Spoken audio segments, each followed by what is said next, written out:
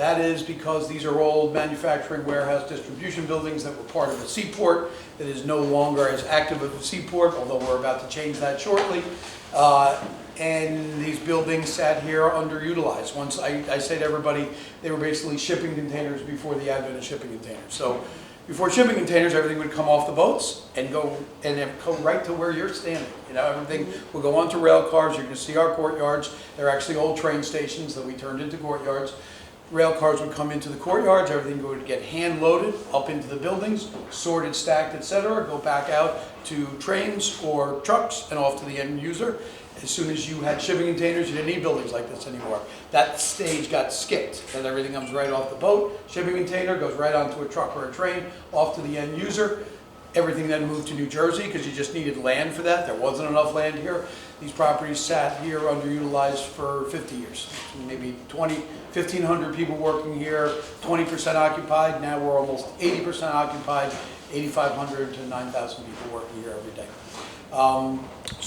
And what we do is we take buildings like this that are past their useful original purpose and we repurpose them. Instead of knocking them down and building new, instead of having trucks go through the community to rebuild something like this, all shiny and new, which we don't really like, we kind of like old buildings to begin with, we redevelop these buildings and we turn them into office. We still have plenty of manufacturing, warehouse, distribution, retail on the ground floor. A lot of our retail is making. There are commissaries and kitchens and bakeries that also have a retail component to it. We like that. That's also how you start a project like this because there was no foot traffic here whatsoever.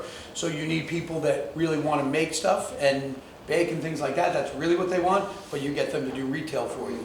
Once you get that, that's how you start leasing the upper floors, because until you do that, nobody wants to really locate here, you know. And so, you know, it's a process of starting that on the ground floor and then having it go up from there. And you know, it's a big risk that we took when we did this. This is a huge project. We've invested over $400 million into this project since we took it over. We're about 8 years in, really about 6 years of the actual construction. First 2 years are planning and permitting and arguing amongst partners about where to spend the money and where not to spend the money and all that.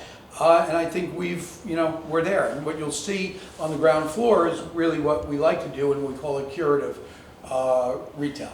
So you will see a blacksmith, and you will see a vinyl record store, and a cool whole animal butchery, and a cool vegan place, and all of these things, many of whom are startups, many of whom we gave a chance when nobody else would. That's why we feel, you know, really kindred spirit with Randy and the Chamber here, because we are similar in what we like to do. We do have big national companies. Got to pay the bills also, you know, got to have some credit, but you'll notice we keep that on the outskirts of the property. We don't really want that in the interior, which we call kind of our special sauce. What people come here for is things like that, you know. And so we can take, what we'll do is we'll take a walk through the food hall. Then we will cut through what we call the alley, which is a corridor that was not here. We cut that through the center of the buildings so that pedestrians could go, walk back and forth. You'll see a lot of shopping there. You'll see Lilac Chocolates, who's oldest chocolate maker in New York City, making their chocolates. Also have a retail, all the bakeries and all that kind of stuff. Good? That's awesome. Don't All right, forget let's to go. tell them on top. Lead the way.